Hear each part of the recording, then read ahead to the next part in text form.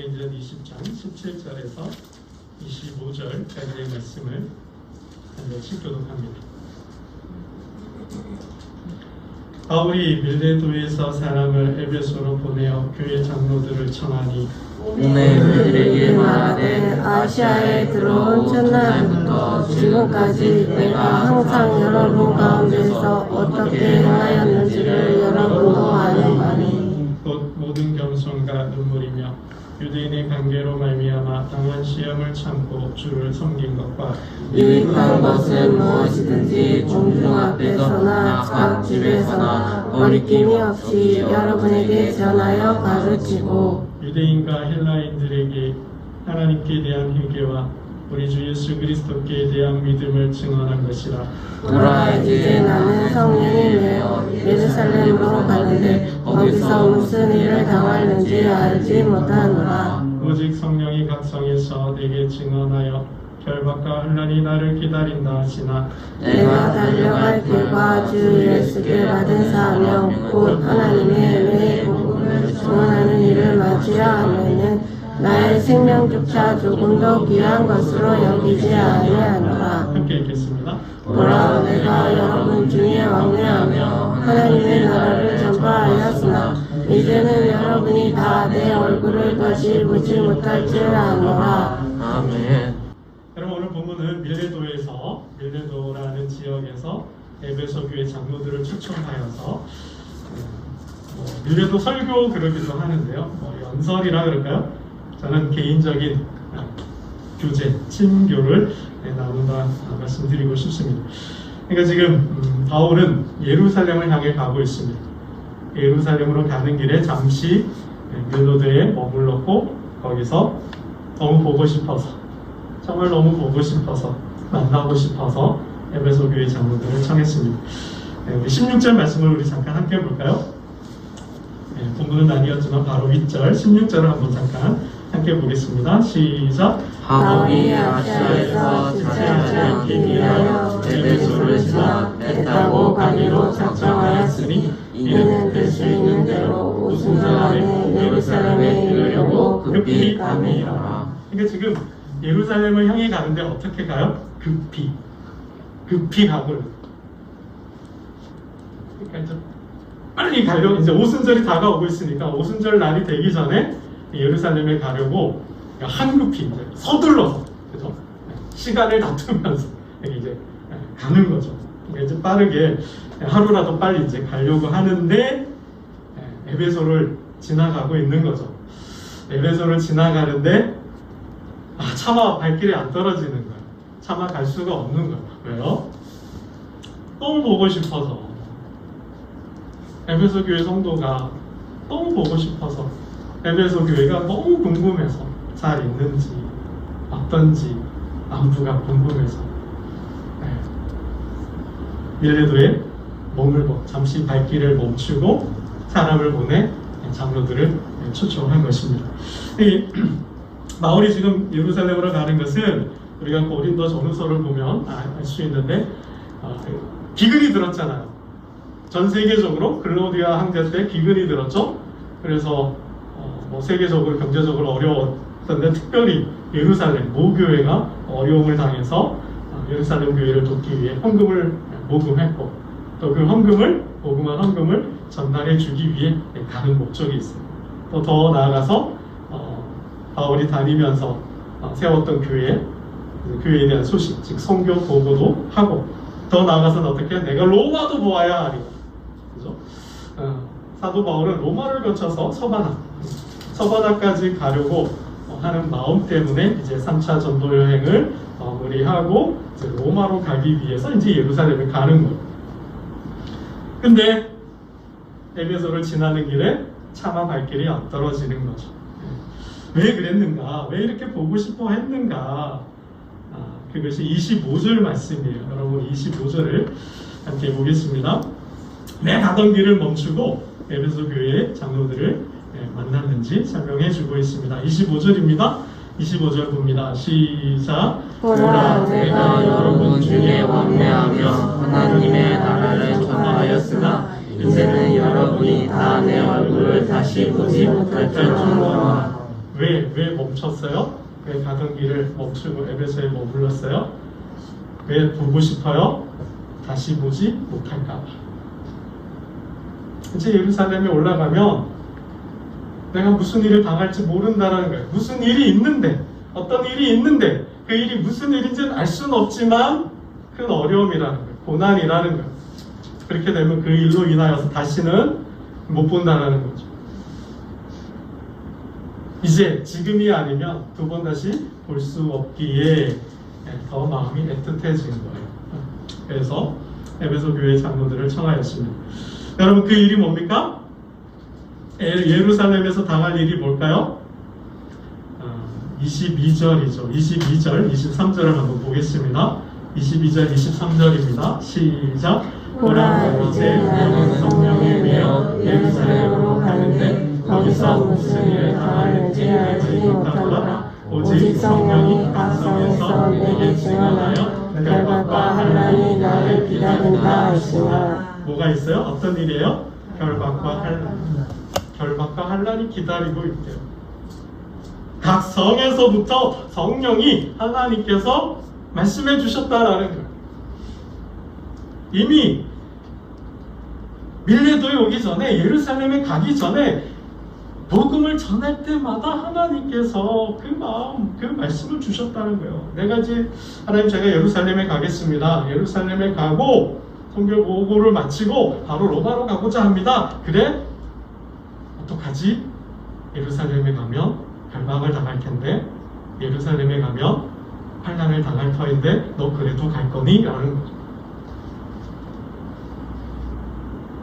여러분, 한번 2054이 설명해 주시더라고요. 뒤에 일이 뭐예요? 예루살렘에서 당한 일이 뭐예요?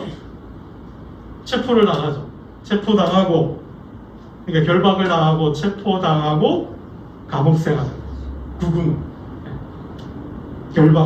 결박을 당하고, 체포당해서 감금되어서 무려 2년 동안 감옥생활을 해요.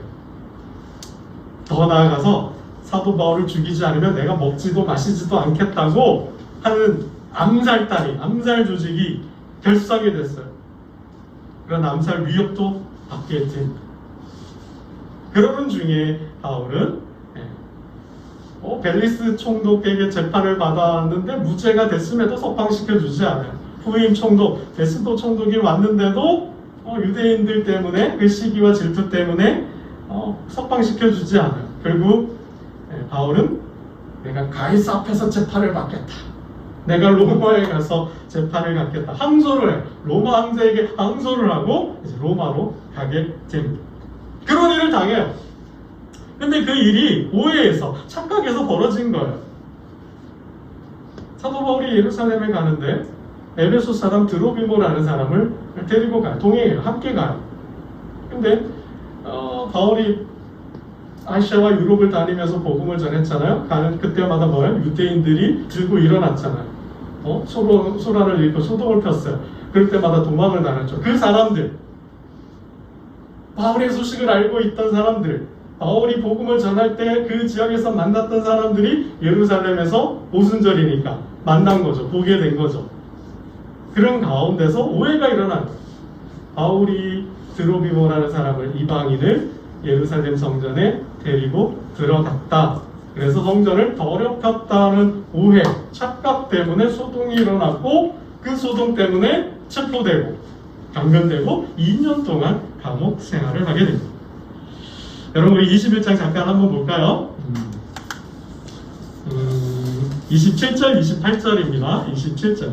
사도행전 21장, 예루살렘에서 어떤 일이 벌어졌는지, 체포되고 결박되고 감금됐는지를 설명해 주는 대목이에요. 27절, 28절을 21장, 27절, 28절 함께 보겠습니다. 시작! 그 일에가 거의 참에 아시아로부터 온 유대인들이 성전에서 바울을 보고 모든 우리를 충동하여 그를 붙들고 내치되 이스라엘 사람들아 누구라 이 사람은 각처에서 우리 백성과 율법과 이것을 비방하여 모든 사람을 가르치는 자인데 또 헬라인을 데리고 성전에 들어가서 이 거룩한 곳을 더럽혔다 하니 이는 그들이 전에 에베소 사람 드로비모가 바울과 함께 시내에 있음을 보고 바울이 그를 성전에 데리고 들어간 줄로 생각합니다.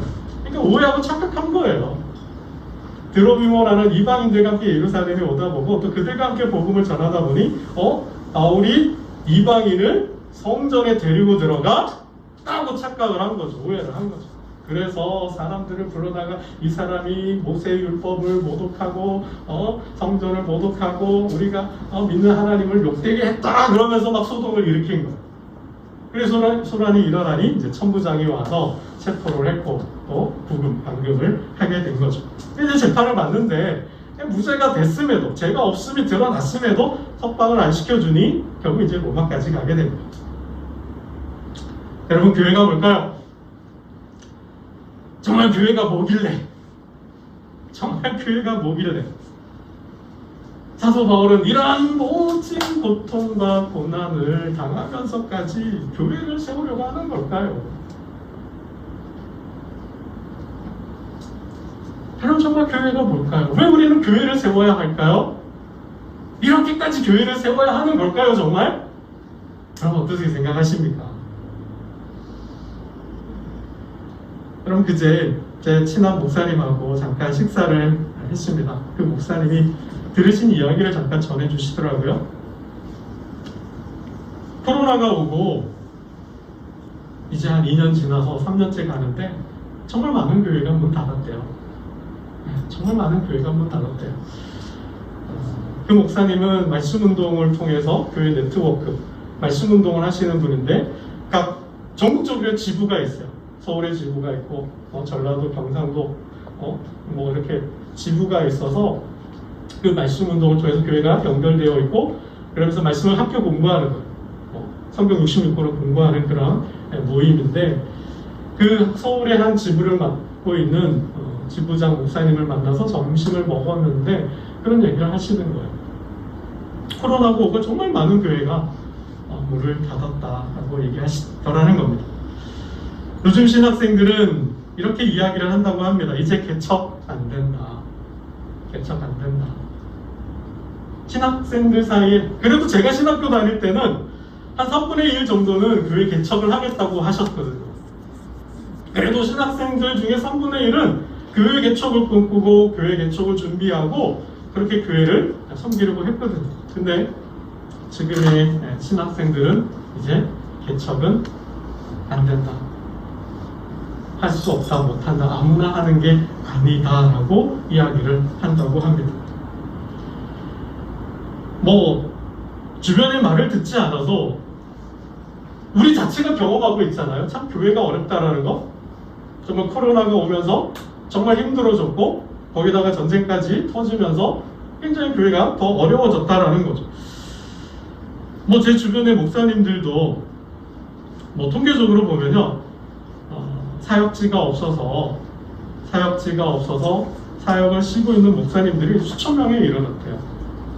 우리 교단만, 우리 통합식 장로교 교단만 무임 목사, 사역하고 싶은데 사역할 수가 없어, 교회가 없어서 사역을 못하고 있는 신흥 목사님들이 수천 명이래요. 이게 통계학적으로 보고된 수치만 그 정도예요. 그렇다면 보고되지 않은 수치를 더하면 굉장히 많죠.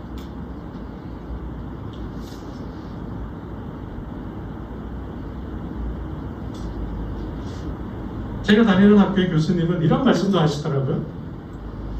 요즘 목사님들도 자살을 한대요. 자살하는 목사님이 계시대요. 그런 얘기도 들었어요. 그만큼 목회가, 교회가 어렵고 힘들다는 얘기겠죠. 제 아는 친구 목사나 또 아는 지인 목사님들이 한 교회에서 10년 이상씩 부목 생활을 하고 있어요. 보통 5년이거든요. 보통 5년 정도 하면 교회를 옮겨요. 다른 교회 가요. 또 요즘은 45세가 이제 넘어가면 담임 목사 청빙을 준비를 해요. 청빙 나가야 돼요. 근데 나가고 싶어도 못 나가는 거죠. 제 아는 목사님들 뭐 10년 이상씩, 어떤 목사님 11년, 15년까지 한 교회에 부목 생활을 하고 계시는 거예요. 부교육자 생활을 하시는 거예요. 교회가 없습니다. 청빙 받아갈 교회가 없는 거예요. 청빙하는 교회가 없는 거예요. 저희 교회가 후원하는 교회가 있죠. 선교적으로 선교 차원에서 돕는 교회가 있는데 참 마음이 아파요. 10년이 넘어가도 성도 한 명이 안 온 거죠. 10년이 지나갔는데도 제자리가 지금 10년 전 교회가 지금의 교회의 모습 그냥 그대로라는 거죠. 그러니까 굉장히 어느 순간부터 교회 부흥이란 말이 사라졌어요. 그죠? 교회 성장이란 말이 사라졌고 교회가 어렵다, 힘들다 라는 얘기만 들려와요.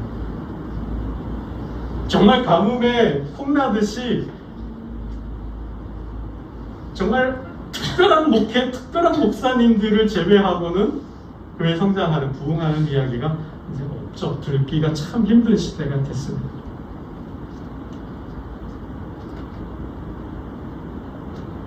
여러분, 왜 우리는 교회를 세워야 할까요? 사도행전을 보면서, 사도 바울을 보면서 그런 생각이 문득 들었어요. 지금 우리가 처한 이 시대에 교회의 상황을 놓고 봤을 때 그런 생각이 들었어요. 정말 교회가 뭐길래 우리는 이렇게 고생을 하면서 이렇게 힘들게 교회를 세워야 하는 걸까? 여러분 정말 어떻게 생각하세요? 왜 오늘 이렇게 예배 드리고 계시는 거예요? 왜 우리가 함께 이렇게 교회를 세워야 하는 걸까요? 정말 죄송한 말씀이에요. 이 시간에 다른 데 가면 우리 장로님 계시지만 하루 시간당 그 시급이 얼마나 될까요? 하루 일하시면 진짜 막 수십만 원, 뭐 100만 원, 뭐 이상도 엄청난 돈을 버실 수 있는 거 아닌가요? 우리 여기 젊은 학생들도 있는데 학생들 이 시간에 도서관 공부하면 뭐 책 한 권도 읽을 수 있고 50점 맞는 거 60점도 맞을 수 있잖아요. 공부하면 이 시간에 돈을 벌어도 정말 많은 돈을 벌 수 있고 공부하면 점수도 올릴 수도 있고 이 시간에 자면은 한 주간의 피로를 다 풀 수도 있잖아요. 근데 시간 버려가며 몸 버려가며 그 에너지 버려가며 왜 우리는 이렇게 예배하며 교회를 세우냐라는 거죠. 아마 그 시간에 정말 솔직히 정말 여러분을 축복하고 여러분을 정말 사랑합니다. 제가 지난 엊그제 목사님을 만나고 그런 이야기를 듣고 정말 감사하다. 그래도 하나님께 복이라는 걸, 은혜라는 걸 좀 입었나 보다 하는 생각이 들었어요. 정말 감사하더라고요. 제가 뭐라고. 그래도 하나님은 우리 교회를 붙들고 계시는구나. 그래도 우리 교회를 그래도 사랑하고 계시는구나. 이렇게 많은 교회가 쓰러져가고 문을 닫고 있는데 정말 사역하고 싶어도 사역지가 없어서 무임 목사로 쉬고 있는 목사님이 참 많은데 그래도 목회를 하고 있고 교회를 세우고 있으니 정말 성도들 너무 고맙고 감사하다 마음이 들었어요. 정말 그 시간에 저와 함께 수고했던 여러분들의 그 수고를 경제적으로 산술적으로 환산한다면 정말 그 노동의 가치가 얼마일까? 그 노동의 가치로 땅을 산다면 정말 얼마나 많은 땅을 샀을까? 정말 그 시간에 공부를 했으면 얼마나 많은 것을 배우고 그 삶의 지경을 넓혀갔을까? 보다 더 좋은 학교, 보다 더 좋은 직장, 보다 더 좋은 풍요로운 넉넉한 삶을 살았을 텐데 하는 생각이 드는 거죠.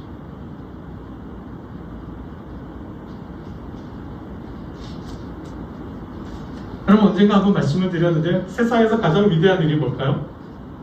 세상에서 가장 위대한 일. 교회에서.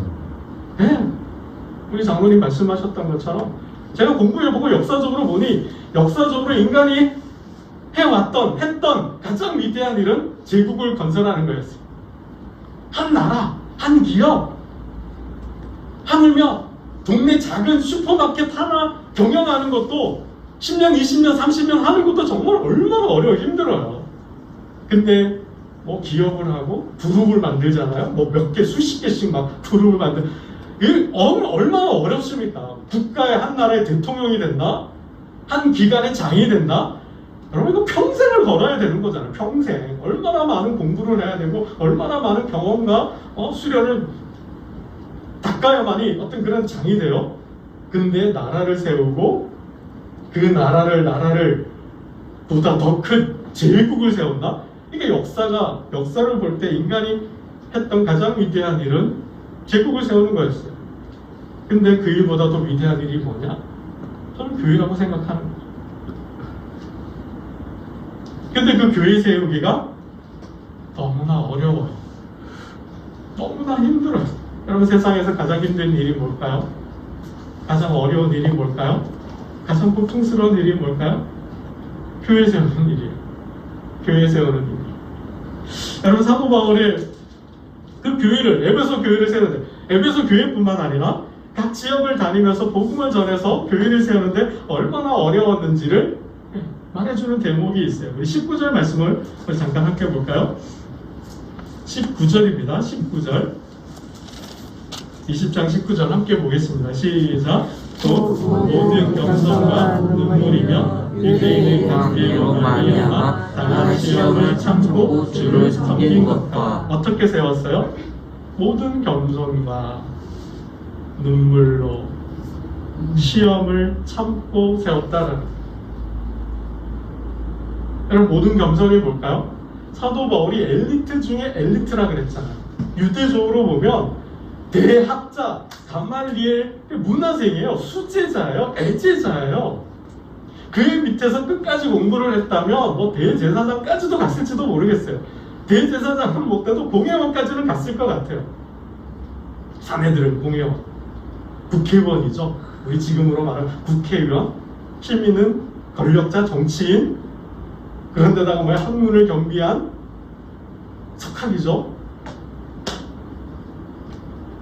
그런 뿐만 아니라 얼마나 유능해요. 다계국어를 하고 헬라의 철학도 능통을 해서. 여러분 아테네에서 사도 바울의 설교를 보세요.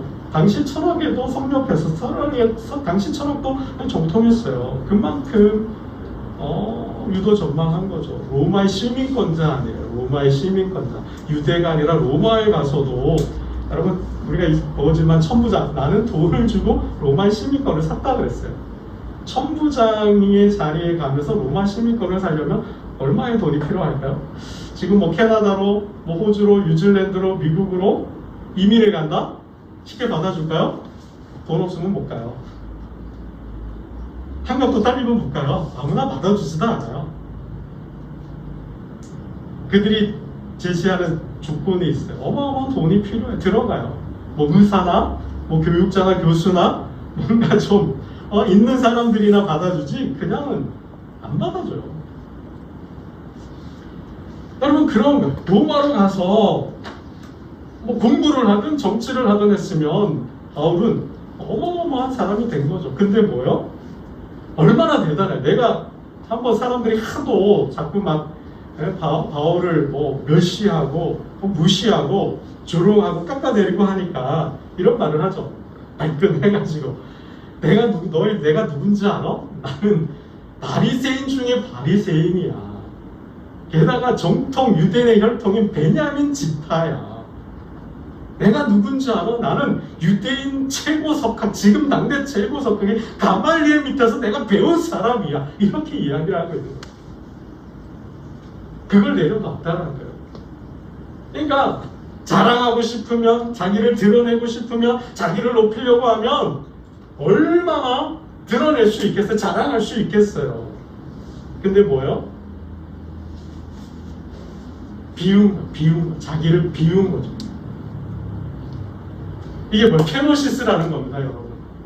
우리가 교회를 세울 때 이 케노시스의 정신, 예수 그리스도의 정신, 여러분 아들 예수가 하나님의 아들 예수가 어떻게 이 땅에 내려왔습니까? 비우고 왔다 그랬잖아요. 버리고 왔다 그랬잖아요. 케노시스, 자기 비움이래, 자기 비하, 자기 낮춤이라는 거. 그렇게까지도 해석할 수 있는 단어예요. 하늘 보좌 영광. 하늘 보좌가 어떤 보좌요? 온 우주 만물을 통치하는 자리잖아요. 권력의 자리잖아요. 그 영광, 그 권세자가, 그 통치자가 받는 그 영광, 누리는 특혜, 특권들이 여러분 얼마나 많습니까? 여러분 대통령이 특권, 정치인들이 특권, 국회의원의 특권 버리겠다는데 버려요 정말? 버려지나요? 버렸나요? 뭐 법으로 뭐 어떻게든 뭐 나가보고 통제하고 어떻게 뭐 해보겠다 하지만 됐나요? 안 되잖아요. 근데 우리 주님은 어떻게 해요? 그 하늘 보좌, 권력, 특권, 특혜, 영광 누릴 수 있는 모든 것을 비웠다라는 거예요. 버렸다라는 거예요. 그렇지 않으면 내려올 수 있을까요? 못 내려오는 거죠. 여러분 사장만 내도 그죠? 얼마나 어깨에 힘이 들어가요. 목이 얼마나 뻣뻣해지고 그러면서 사람들 얼마나 우습게 못 내려가잖아요. 아니 안 내려가잖아요. 더 올라가려고 하면 올라가려고 했지 못 내려가는 거죠. 안 내려가는 거죠. 여러분 복음은 근데 그런 마음, 그러한 자세로 전할 수 있을까요? 세울 수 있을까요? 교회를 못한다라는 거죠. 사도 바울은 눈높이였어요. 그 사람이 못 배운 사람이라면 그 자리까지 내려간 거예요. 그 사람이 가진 게 없다면 그 삶의 자리까지 내려간 거예요. 그럼 어떻게 복음을 전해요? 자기를 주장하지 않은 거죠. 자기를 내세우지 않는 거죠. 즉 그만하지 않은 거예요. 자기를 죽인 거예요. 정가 욕심을 자기를 나는 날마다 죽노라. 자기를 죽인 거예요. 욱해요. 발끈해요. 성질이 나요. 아 저거 한 주먹 거리인데 치고 싶은데 대로 발렸으니 내가 대로 받았으니 말로 주고 싶은데 갚아주고 싶은데 참았다라는 거죠. 참았다라는 거예요. 여러분 유대인들이 얼마나 쫓아다니면서 따라다니면서 괴롭혀요. 돌로 치고 매를 맞고 뺨을 맞고 침뱉음을 당하고 근데 참았다라는 거예요. 참았다라는 인내했다라는 거예요. 여러분 정말 그렇게까지 우리 교회를 섬겨야 되나요? 정말 그렇게까지 교회를 해야 되나요? 왜 그렇게까지 우리는 교회를 해야 되는 거죠? 교회 안 하면 안 되는 걸까요? 교회 안 하면 세상 잘 살 수 있고 세상도 잘 돌아가는 거 아닐까요?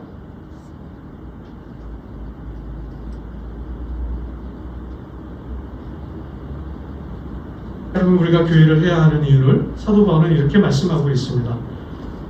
우리 25절 말씀을 읽겠습니다. 25절 함께 보겠습니다. 25절입니다. 시작. 보라 내가 여러분 중에 왕래하며 하나님의 나라를 전파하였으나 이제는 여러분이 다 내 얼굴을 다시 보지 못할 줄 아노라. 여러분 우리가 교회를 세워야 하는 이유, 교회가 뭐길래 이렇게까지 우리가 교회를 해야 되는가?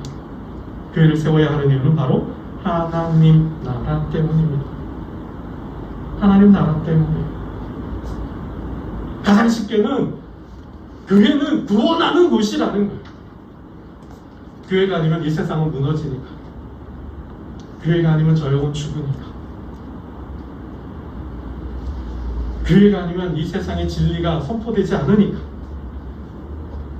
비진리가 난무할 것이고 사이비, 이단, 종교나 교주나 그러한 철학이나 사상들이 인간의 영혼을 병들게 하고 이 세상을 좀먹고 이 세상을 망치고 결국 죽게 하니까 진리는 교회에 있고 예수 그리스도의 복음 그 말씀으로 영혼을 구원하고 더 나아가서 하나님 나라를 세워야 하니까 그래야 사람이 사는 세상이 됩니다. 누군가는 그 사역을 해야 한다는 겁니다. 누군가는 그래서 교회를 세워야 한다는 거예요.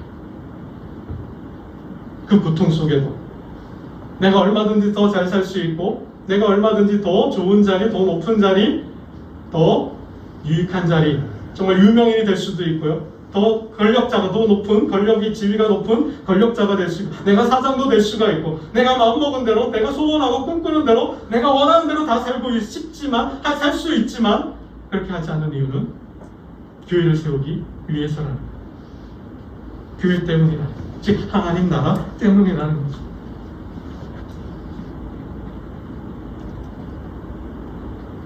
사도 바울은 에베소 교회 장로들에게 부탁을 합니다. 내가 어떻게 에베소 교회를 세웠는지 잘 아시지요. 장로님들 정말 내가 이 에베소 교회를 어떻게 세웠는지 잘 아시지요. 그렇게 교회를 세워주십시오 라고 말한다라는 거예요.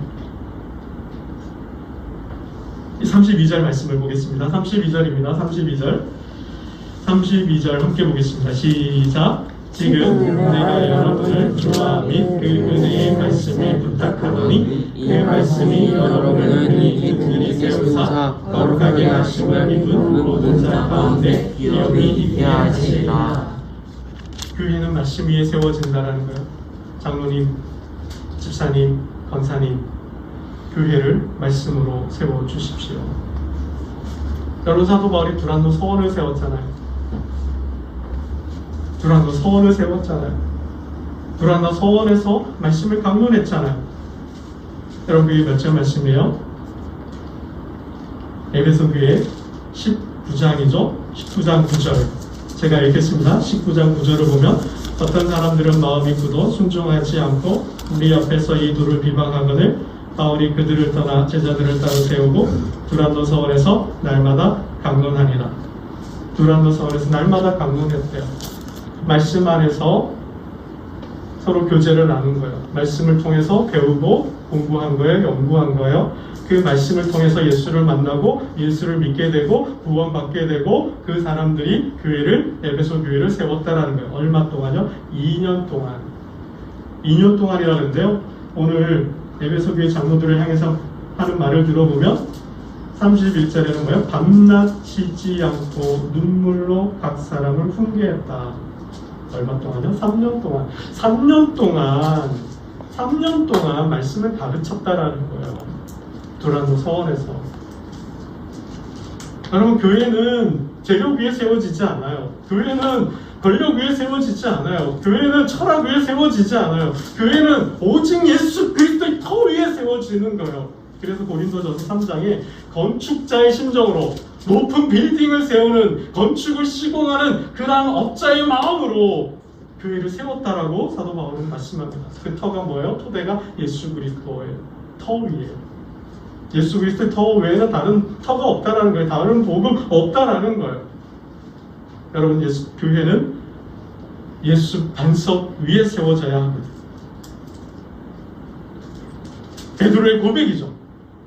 주는 하나님의 아들을, 살아계신 하나님의 아들이시나이다. 이 고백 위에 내가 교회를 세운다 그랬어요. 이 반석 위에 교회를 세운다 그랬어요. 우리가 복음을 통해서, 예수 그리스도의 복음, 하나님 나라의 복음을 통해서 그 영혼을 구원하고 그 믿는 자들이 믿음의 반석, 예수 반석 위에 서는 게 교회라는 거예요.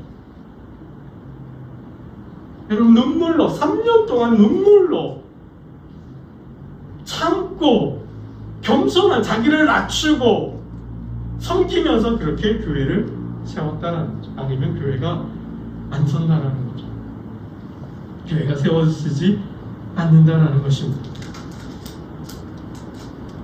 그럼 제가 아는 한 목사님이 교회를 그만뒀어요. 교회 문을 닫았어요. 어떻게 할래? 그래도 목사님 제가 뭐 하겠습니까? 목회해야지요. 어떻게 목회할래? 이제는 세상 속으로 들어가려고 합니다. 여러분, 지금까지는 사도 바울의 시대부터 지금까지는 어때였어요? 들려주는 선교였어요. 들려주는 전도였어요. 복음을 전하는 거였어요. 입술로 전하고 귀로 듣는 선교와 전도였어요. 이제는 뭐예요? 보여주는 선교가 돼야 돼요. 저와 여러분의 삶으로, 저와 여러분의 삶의 현장에서 사는 그 삶으로 하나님을 보여주지 않으면, 교회라는 이름으로 모인 우리 이 땅의 교회가, 저와 여러분이 세운 이 교회가 사람이 왔을 때, 성도가 누군가가 왔을 때 하나님 나라를 경험하지 못하면, 하나님 나라를 보지 못하면 교회는 무너진다는 이제. 여러분, 이제 교회 경쟁 시대예요. 교회도 경쟁이에요. 목사님 저부터 시작을 해서 얼마나 훌륭한, 멋있는, 인격적으로, 학문적으로, 학벌로, 재력으로, 그 유명세로 탁월한 목사님들 여러분 얼마나 많습니까? 여러분 유튜브만 들어가도 저를 뛰어넘는 멀뚱한 목사님들 많으실 거예요. 그렇지 않은가요? 저 할 말 없어요. 여러분, 교회적으로도 어떻습니까? 땅에 지성전만 가져도 뭐 견딜 수 있고 부흥할 여력과 잠재력이 있는 거죠. 상가 건물, 여러분, 그래도 교회가 성장하고 부흥하려면 마중물이라고 해서 그래도 발판이 되는 좀 팀워크를 이루는 팀이 좀 갖춰져야 되거든요. 그래도 경제예요. 문화적으로. 그러면 얼마나 센터들이 문화센터죠.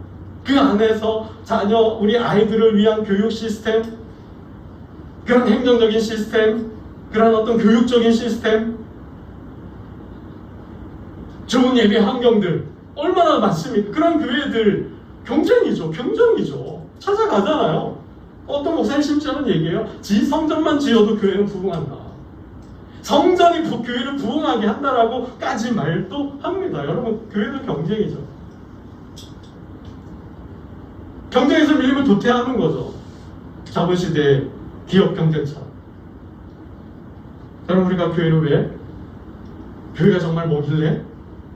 정말 교회가 뭐길래 우리는 이렇게까지 교회를 세워야 하는 걸까요? 이제는 보여주는 교회. 이제는 보여주는 교회. 숫자가 아니라, 교회 건물이 아니라, 명수가 아니라, 5명이 모였건 10명이 모였건 100명이 모였건 1000명이 모였건 그 공동체 안에, 그 모임 안에 하나님이 계시는가 계시지 않는가, 그 공동체 안에 하나님의 나라가 임하는가 임하지 않는가, 그 공동체를 통하여서 그 주변 일대가, 지역이, 사회가, 역사가 변하는가 변하지 않는가, 이제는 그것이 교회의 부흥을 결정한다는 거예요. 교회의 부흥은 이제 들려주는 선교가 아니라 보여주는 선교에 달려 있다는 것입니다. 여러분, 이제는 현장으로 들어가셔요. 여러분의 삶의 현장에서 그 하시는 일로 그 가족 구성원들과 그 공동체 멤버들과 그 곳에서 만나는 사람들을 통해서 내가 굳이 말하지 않아도, 내가 교회 가자고 말을 하지 않아도, 하나님 믿으라고 말하지 않아도 교회 다니세요?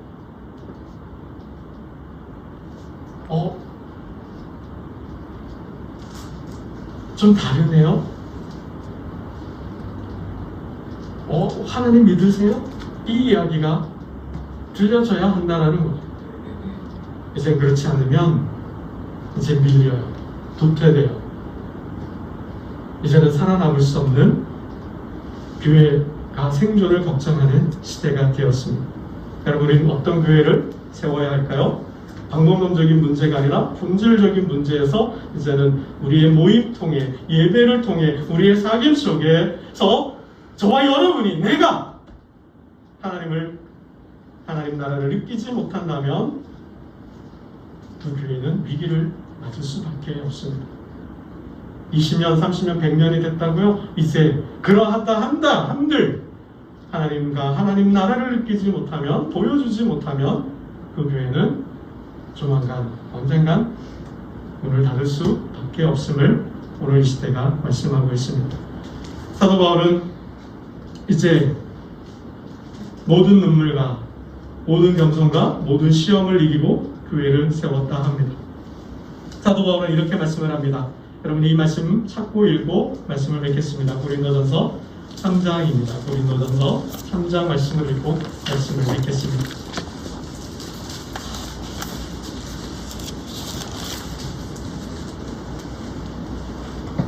고린도전서 3장 10절로 15절까지 말씀을 읽으시면서 마음으로 한번 생각하시며 마음으로 새기고 오늘 주신 말씀을 마음에 담고 돌아가시면 좋겠습니다. 우리 3장 10절로 15절까지 함께 찬찬히 읽겠습니다. 시작.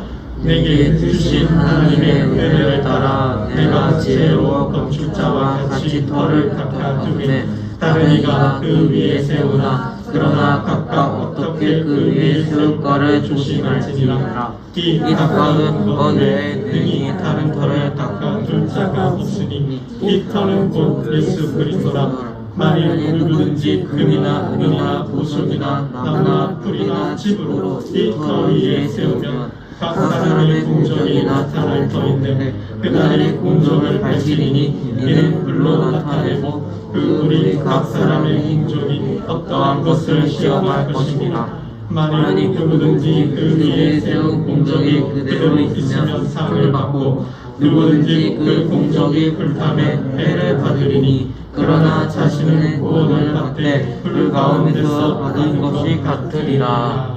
내가 구원은 받되 그 세웠던 교회는 무너진다 말씀합니다. 저와 여러분이 함께 10년 이상 눈물로 땀으로 모든 수고로 세운 이 교회가 그 공적이 이 교회를 든든히 세우는 역사가 되기를 주님의 이름으로 축원합니다. 기도드리겠습니다. 하나님 아버지, 교회가 뭐길래 이렇게까지 교회를 세워야 하는지 바울을 통하여 또 주님의 삶을 통하여 보았습니다.